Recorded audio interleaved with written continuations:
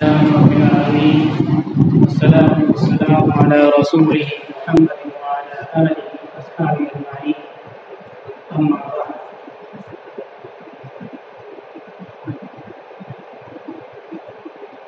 قال رسول الله صلى الله عليه وسلم من لم يضحي فلا يقربن مصلانا.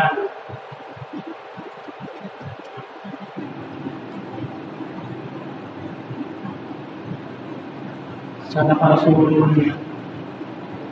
النبی الکریم. درود شریف پڑھیں اللہم صلی علی محمد النبی الامی وعلی آلہ وسلم تسلیما. گزشتہ خطبے میں یہ بات بتلائی گئی تھی کہ انسان کی گمراہی کے 3 بڑے اسباب ہیں. اگر انسان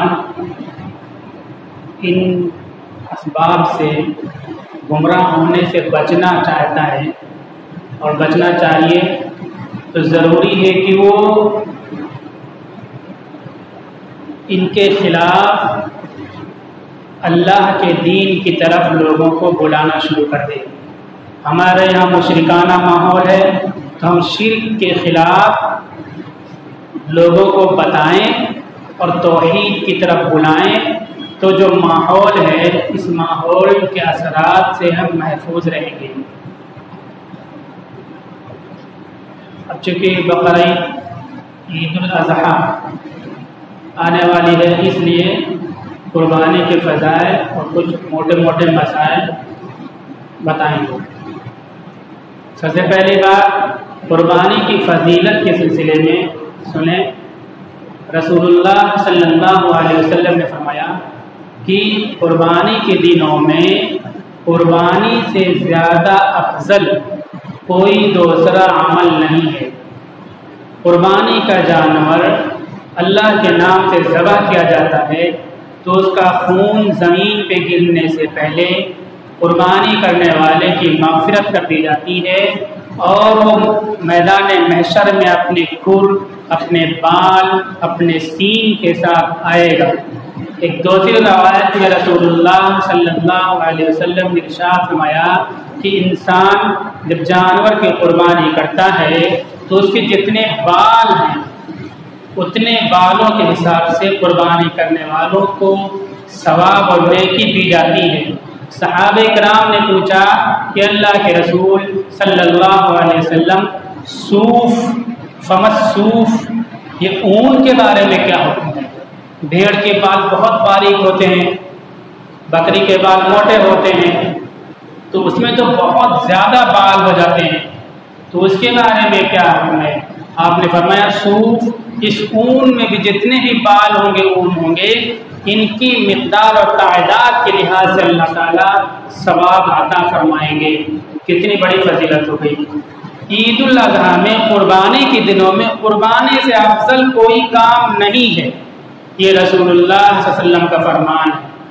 کچھ لوگ جن کا ایمان کمزور ہے وہ جو اسلام میں شک پیدا کرنا چاہتے ہیں اور جن کی عقل مار دی گئی ہے وہ لوگ کہتے ہیں پیسے کو صدقہ کر دو، جانور ذبح کرنے کی کیا ضرورت ہے. دیکھنے میں کتنا اچھا وہ پیش کر رہے ہیں لیکن یہ حماقت بھری چیز ہے. مسلمان تو یہی کرے گا کہ اللہ کے نبی کا فرمان ہے قربانی سے افضل کوئی عمل نہیں ہے، صدقہ بھی قربانی سے افضل نہیں ہے. لیکن اگر غور کیا جائے تو اس میں صدقے سے بھی زیادہ چیزیں اور باتیں پائی جاتی ہیں. مثلا اگر ہم جانور کو عید الاضحیٰ کے موقع پہ نہ خریدیں تو جس نے جانور کو پال رکھا ہے وہ کیا کرے گا؟ ہم 15,000 12,000 10,000 کا بکرا لاتے ہیں، وہ کسی کو صدقہ دے دیتے ہیں تو بکری پالنے والا بند کر دے گا پالنا، اور جو صدقہ لے کے گیا وہ بھی ضرورت میں خرچ کر کے ختم کر دے گا. لیکن جب ہم خریدتے ہیں کسی جانور کا کام کرنے والے سے وہ پیسہ اپنے مال کا لیتا ہے تو وہ غریبی ہوتا ہے، اکثر غریبی ہوتے ہیں. تو ایک غریب کی مدد ہو گئی، اس کو اکٹھا 15,000 مل گیا، اس کی محنت کا پیسہ ملا، اس کو فخر رہے گا کہ ہم نے بھیک نہیں مانگا، صدقہ نہیں، اپنے مال کی قیمت میں فخر رہے گا. अब वो बकरा ले करके चलेंगे, गाड़ी पर लाएंगे, गाड़ी वाले को पैसा देंगे, कोई ला के चराएगा उसको पैसा देंगे, कोई चारा बेचेगा उसको पैसा देंगे, फिर ज़बह हो गया। ऐसा होता है, सालों साल इंसान, बहुत से लोग होते हैं बकरे का गोश्त खरीद के नहीं खा पाते हैं, लेकिन ईद उल अज़हा के मौके पर अब वो बकरा लाए खरीद के कुर्बानी के लिए तो हुक्म 1/3 कर दो। ऐसे लोगों के घर में फ्री में गोश्त पहुंच जाता है। कितने घरों में पहुंच जाता है? वो अगर पैसा सदका कर देते तो गरीब के घर गोश्त नहीं पहुंच सकता था। इसके अलावा छोटी छोटी खाल निकलती है, लेदर के कारखाने चलते हैं, कितने लोग वहाँ रोजगार से लग जाते हैं। ये देवनार बम्बई जो स्लैटर हाउस है, वहाँ अड़ोस पड़ोस में जो झोपड़पट्टी में रहते हैं, एक घर में जाना हुआ तो पता छोटा सा बच्चा है, वो डोरी बेचता है, रस्सी बेचता है बकरों को बांधने के लिए। तुमने सोचा इतनी बच्चा मासूम है और इतनी छोटा मतलब काम ऐसा क्या मिलता होगा दिन भर वहाँ परेशान होकर के। तो उसने बताया एक दिन में हम बचा करके जो पैसा लाते हैं 8,000, 9,000, 15,000 इतना हम बचा करके लाते हैं। रस्सी रखा घर में जाके दिया, बांधा रस्सी, और लोग रस्सी को फेंक भी देते हैं। 4 रुपया, 10 रुपया, 15 रुपया, 20 रुपये का खरीदते हैं, दिन भर खरीदते रहते हैं। अब देखिए ऐसे ऐसे गरीबों, बहुत से लोग ये जो गुड़िया खाते हैं, नहीं खाना चाहिए खाते हैं, उस भीड़ में बेचते रहते हैं, उनको भी रोजी वहाँ मिल रही है। बेशुमार लोगों को इस तरह से रोजी मिलते हैं, कारोबार कारखाने चलते हैं और रोजगार से लोग जुड़ते हैं और इज्जत के साथ रोजी हासिल करते हैं। सदका जा करके दे दोगे आप किसी को, वो लेगा, आपने उसको कुछ नहीं कहा, लेकिन उसके दिमाग पे एक असर नक्श हो जाता है कि हमने इसका पैसा ले, सदका मैंने खाया है। अगर उसके दिमाग में अक्स नहीं बनता है तो भी वो ऐसा से कमतरी, मुफ्तखोरी का आदी बन जाता है। इस तरह से फसाद पैदा होता है। तो बहुत सारे फायदे हैं कुर्बानी के दिनों में। कुर्बानी के अलावा कोई दूसरा अमल कुर्बानी से अफजल नहीं है, पहली बात। दूसरी बात, अगर कुर्बानी ना करें साहिब हैसियत होते हुए तो वईद है। अल्लाह के रसूल सल्लल्लाहु अलैहि वसल्लम फरमाया, मन लम युज़ही फला यक़रबन्न मुसल्लाना। जो कोई मन वजद सअतन, जो कोई साहिब हैसियत है, वसाअत रखता है, वसाअत रखने के बावजूद कुर्बानी ना करे। जो कोई वसाअत रखता है, वसाअत के बावजूद कुर्बानी ना करे, वो हमारी ईदगाह और जाए नमाज के करीब भी ना आए। कितनी सख्त वईद है। रसूलुल्लाह सल्लल्लाहु अलैहि वसल्लम साहिब हैसियत को जो कुर्बानी नहीं करता है, ईमानी कमजोरी की वजह से, गफलत की वजह से, सुस्ती की वजह से, माल की लालच की वजह से, किसी भी वजह से अपने हल्के से हटा रहे हैं, उसको भगा रहे हैं, कितनी महरूमी की बात है। हजारों जानें कुर्बान हो जाएं, हजारों सल्तनतें कुर्बान हो जाएं, आपके दामन में हमको जगह मिल जाए, आपकी महफिल में हमको जगह मिल जाए, आप हमको अपना कह दें, बहुत बड़ी सादत की बात है। लेकिन आपने फरमाया कि जो साहिब हैसियत है, साहिब हैसियत हो करके भी कुर्बानी ना करे, वो हमारी ईदगाह तक और जाए नमाज तक ना आए, करीब भी ना हो। कितनी सख्त वईद है। वो फजीलतें हो गई, हर बाल के बदले में नेकी, और खून का कतरा जमीन पे गिरने से पहले मग़फ़िरत, और ये वईद हो गई कुर्बानी नहीं करेंगे तो ये वईद रसूलुल्लाह सल्लल्लाहु अलैहि वसल्लम अपने दरबार से हटा रहे हैं। इसलिए कोशिश करनी चाहिए जो साहिब हैसियत है कुर्बानी करें। कुर्बानी के सिलसिले में या ज़कात सदक़ात के सिलसिले में एक और अहम चीज़ ज़हन में रखिए, इस्लाम का तसव्वुर ये है कि इस तरह के कामों के ज़रिए से गरीबों की मदद हो, लोगों की गरीबी दूर हो जाए। आप जानवर खरीदेगा, आपका पैसा वहाँ पहुँचा, पैसा गर्दिश करेगा बाजार में, बहुत से लोगों का काम पूरा हो जाएगा, गरीबी दूर हो जाए। इस्लाम का मकसद ज़कात को फ़र्ज करके या इस तरह माली फ़राइज़ को लाजिम करके इंसानों को गरीब बनाना नहीं है। अब इस सिलसिले में आप ये देखिए कि आपकी हैसियत बहुत अच्छी है, कारोबार अच्छा चलता है, तो आप महंगा और अच्छा जानवर खरीदिए। आप साहिब निसाब हैं लेकिन आपकी हैसियत कम है, मसलन किसी के पास 40,000 रुपये इस वक्त सोना चांदी और उसकी कीमत है, तो वो साहिब निसाब है। اب 40,000 روپیہ رکھ رکھا ہے اس نے، اس سے چھوٹی موٹی دکان شروع ہو سکتی ہے، عید کا موسم آ گیا، اب 15,000 کا بکرا لے آئے گا تو تقریباً آدھی آمدنی، آدھا پیسہ اس کا ختم ہو جائے گا قربانی میں۔ اب وہ 25,000 روپے میں کاروبار دشوار ہو جائے گا اس کو۔ تو یہاں ایک طرح سے غریبی پیدا کرنے کا ذریعہ بن رہی ہے قربانی۔ تو شریعت کا اصول یہ ہے کہ انسان کو غریب نہیں بنائے گی، بلکہ غریبی دور کرنے کے لیے ہے۔ ہم اس طرح ناسمجھی والے فیصلے لیں گے تو غریبی آئے گی، شریعت کے مزاج کے خلاف ہوگی۔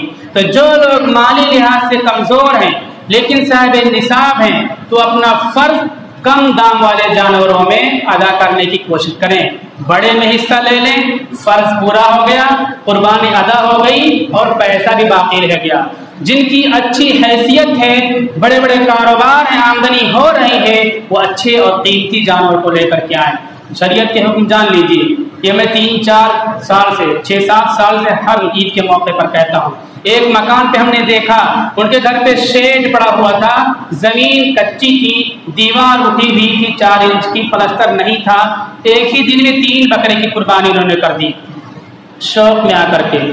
اللہ تعالیٰ ثواب دے گا، اللہ تعالیٰ دل دیکھتا ہے، لیکن 3 میں 1 بکرا کر لیتے، 2 کو بیچ دیتے، پیسہ آ جاتا تو گھر کی ضروریات پوری ہو جاتی، چادر نہیں اترتا، کم سے کم زمین صحیح ہو جاتی، کچھ کام پورا ہو جاتا، ان کے گھر کی عورتیں پوچھا جھاڑو کرتی دوسرے گھروں میں جا کر کے، یہ کام رک جاتا۔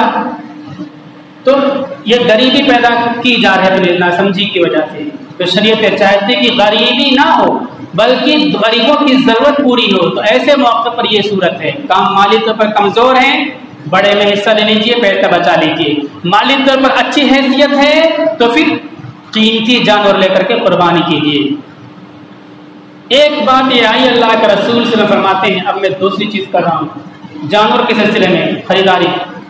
کسی جانور کے اوپر لکھا ہوتا ہے اللہ، کسی پہ لکھا ہوتا محمد۔ یہ سوال آ چکا تھا، میں لکھ کر کے دے چکا ہوں سوشل میڈیا پر، پیپروں میں بھی باہر کے آ چکا ہے، لیکن بتانا ضروری ہے اللہ۔ اب اس کو قیمت بڑھاتے جاتے ہیں لوگ، خوب مہنگا اللہ لکھا ہوا ہے۔ کسی جانور کے اوپر کوئی نقش ایسا بن جائے تو اس جانور کے لیے کوئی فضیلت کی بات نہیں ہے، یہ اتفاقی بات ہے۔ اگر یہ تحریر فضیلت کا باعث ہوتی تو روایتیں ہوتی، اللہ کے نبی کا فرمان ہوتا، صحابہ کرام کے اقوال ہوتے۔ تو اس طرح کی تحریریں دیکھ کر کے ناسمجھی نہ کریں، پیسہ نہ پھونکیں۔ جانوروں کے بارے حکم یہ ہے کہ صحت مند ہو، تندرست ہو، عیب نہ ہو، یہ حکم ہے، ایسا ہونا چاہیے۔ بکری بکرا 1 سال کا ہو اور بیل وغیرہ 2 سال کے، اونٹ 5 سال کی، یہ عمر ان کی ہو، یہ حکم ہے۔ رنگ دیکھ، وہ تحریر دیکھ کر کے جانور کو نہیں لپکنا چاہیے، یہ ناسمجھی کی بات ہے۔ روٹی سوشل میڈیا پہ چلاتے ہیں، روٹی پہ لکھ گیا اللہ، اس کو سوشل میڈیا پہ چلاتے ہیں، کیا ملے گا؟ روٹی پہ اللہ لکھ گیا تو کسی کیڑے نے پتے کو کھا لیا، اس میں اللہ لکھ گیا، سوشل میڈیا پہ چلاتے ہیں خدا کی قدرت دیکھو۔ ارے یہ تو اتفاقی بات ہے، خدا کی قدرت تمہاری ذات میں موجود ہے، فضا میں موجود ہے، ہواؤں میں موجود ہے، زمین میں موجود ہے۔ انسان اچانک مر جاتا ہے، لوگ کہتے ہیں کہ اچانک مر گیا، جبکہ حیرت کی بات ہے کہ انسان زندہ کیسے چلتا ہے، کیسے اس کی زبان کیسے کام کرتی ہے، اس کی آنکھیں کیسے دیکھتی ہیں اور وہ کیسے بولتا ہے، یہ حیرت کی بات۔ وفی انفسکم افلا تبصرون، اللہ کی نشانیاں انسان کی ذات میں موجود ہیں۔ روٹی پہ اللہ لکھ گیا، بکرے پہ اللہ لکھ گیا، پتے پہ اللہ لکھ گیا، سوشل میڈیا پہ چلاتے ہیں، یہ بیوقوفی بینڈائی والی باتیں ہیں۔ تحریر کی بنیاد پر کسی جانور کی کوئی فضیلت نہیں ہے۔ جانور کے سلسلے میں خسی اور غیر خسی کی بات آتی ہے۔ خسی جو ہوگا یہ افضل ہے۔ رسول اللہ صلی اللہ علیہ وسلم خسی جانور کی قربانی کیا کرتے تھے۔ ابن ماجہ حدیث نمبر 3122، ابو داؤد مسند احمد حدیث نمبر 25843 اور دوسری سیاح میں روایتیں موجود ہیں۔ اشتراک بشین عظیمتین سمینین اقرنین املحین موجوعین، آپ صلی اللہ علیہ وسلم نے ایک بڑے موٹے سینگوں والے 2 بڑے موٹے سینگوں والے اور خسی بکروں کو خریدا اور قربان کیا۔